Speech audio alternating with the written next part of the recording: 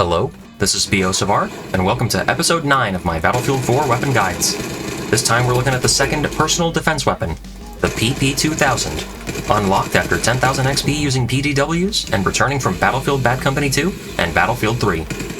The Pistolet-Pulemyot 2000, or Submachine Gun 2000, is a Russian weapon, manufactured by KBP Instrument Design Bureau.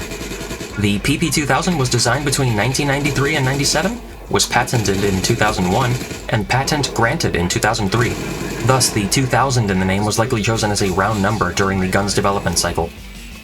Something unique about the PP-2000's design is that a spare 44-round magazine can be stored at the rear of the gun to function as a stock for the weapon, although a folding stock is already provided.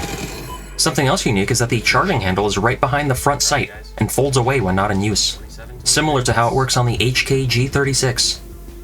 The PP-2000 was specifically designed to fire the new Russian 9x19mm 7N21 and 7N31 plus P+ armor-piercing versions of the cartridge, but since the weapon does not ignore the defensive field upgrade's damage reduction multiplier, it is unlikely this ammo is used in-game. Due to the small size of the PP-2000, there is no physical space for any underbarrel attachment, but this can be overcome rather easily.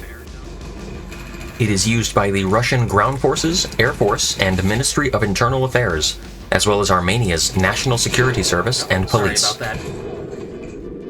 As mentioned, the PP-2000 fires the 9x19mm Parabellum cartridge, and can be fitted with 20-round magazines, but in-game the gun's very generous 44-round magazines are used, the second largest of all PDWs. The PP-2000 will do 22.5 damage up to 20 meters, and this will drop to 13.5 damage at 50 meters.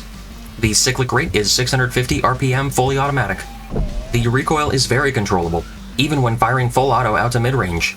Bullet velocity is 490 meters per second, the second fastest among all PDWs. Partial reloads take 2.45 seconds, while full reloads are 3.45 seconds. But given the gigantic magazine size, neither should be a cause for concern, and you will almost never actually deplete all 45 bullets. Hipfire is 1.5 degrees, passable if you wanted to hipfire nearby enemies. Fortunately, the starting iron sights are very clear and can even be used to take out long-range targets, surprising given the small stature of the PP-2000. Thus, the red dot sight at 10 kills is only a minor improvement. The holographic sight is therefore much the same, but there's no reason not to use either of them, so you'll appreciate them. Since this is a Russian weapon, be sure to use Russian optics, else you'll be an infidel. Something I was actually surprised by was how usable the middle-range optics were. The 3.4x PKA sight could actually show enemies clearly at middle and even long range, and given the low recoil of the PP-2000 actually resulted in kills further out than with other PDWs. So if you need a PDW capable out to long range, the PP-2000 is an excellent choice, especially with the heavy barrel.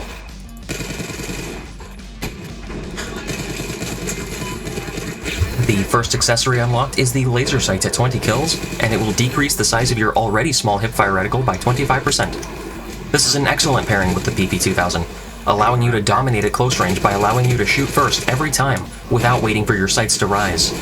The lack of an ergo grip is a bit of a shame, but the overwhelming capacity of 44 rounds makes up for this somewhat.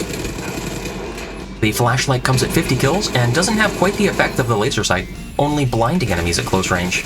It's a bit of a downgrade, so there's no real reason to use it. The canted iron sights are actually a good accessory here, given you can entertain the mid-range optics on this weapon. They will grant more precision than hip firing, so if you notice the laser sight coming up short, the canted iron sights will result in more consistent close-range performance. The compensator is the first barrel attachment after 30 kills, and will reduce horizontal recoil by a small 25% on the PP-2000. It's useful, but the barrel attachments only get better from here. The muzzle brake will reduce the vertical recoil by 25%, allowing for more stable fire out to middle range, and is generally more useful for close range-minded weapons. The suppressor will keep you off the minimap after 80 kills, but given the high bullet velocity of the PP-2000, it seems this works against one of the gun's primary advantages at longer ranges. If you want a suppressed PDW, you already have the MX4 unlocked, so I'd recommend that or another PDW. The heavy barrel is the best overall barrel attachment then. Fortunately, the increase in recoil is comparatively small, and will result in a tighter bullet spread, allowing for accurate, fully automatic fire even at long ranges, albeit very weakly damaging foes. You can pair this with a mid-range optic to essentially have a mobile light machine gun, quite comical given the small size of the PP-2000. Let's discuss gadgets as an engineer. The third unlocked gadget for engineers is the M15 AT mine, or anti-tank mine. You can have at most 3 deployed, or 6 with the anti-tank field upgrade, but 2 are enough to destroy any vehicle. They must be planted on the ground, and a populated vehicle must drive over them to detonate them.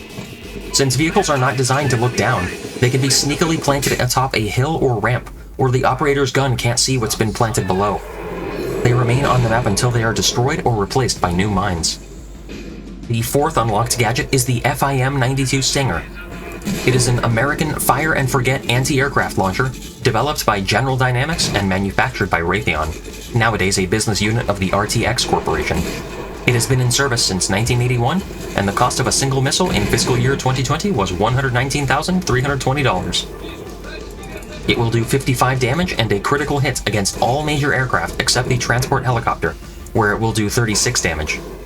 Since it is easily diverted by flares and countermeasures, it serves mostly to force away enemy helicopters, and meanwhile, jets basically have to consent to being shot down, as your range is only 400 meters. It is more useful than the Igla against the more maneuverable scout helicopter, as you don't need to maintain line of sight with them if they start flying sporadically out of sight. The PP-2000 can be used at surprisingly long ranges, so defensive is a great field upgrade to increase your survivability at longer ranges, where you'll only be doing 13.5 damage a shot. The PP-2000 is possibly the most capable personal defense weapon out to the longest ranges, having the good combination of high bullet velocity for a PDW, as well as very low recoil. You can't access light machine guns as an engineer, so this is the closest you're going to get to long-range suppression, especially in the early game. The magazine size is also very generous, second only to the CVJ-MS and P90. Pair a mid-range optic with the heavy barrel and you'll be mowing down enemies out where the other PDWs can't reach. The PP-2000 will teach you that size isn't what matters, it's what you do with it. Thanks for watching. Join me next time when I'll be covering the second light machine gun, the Type 88.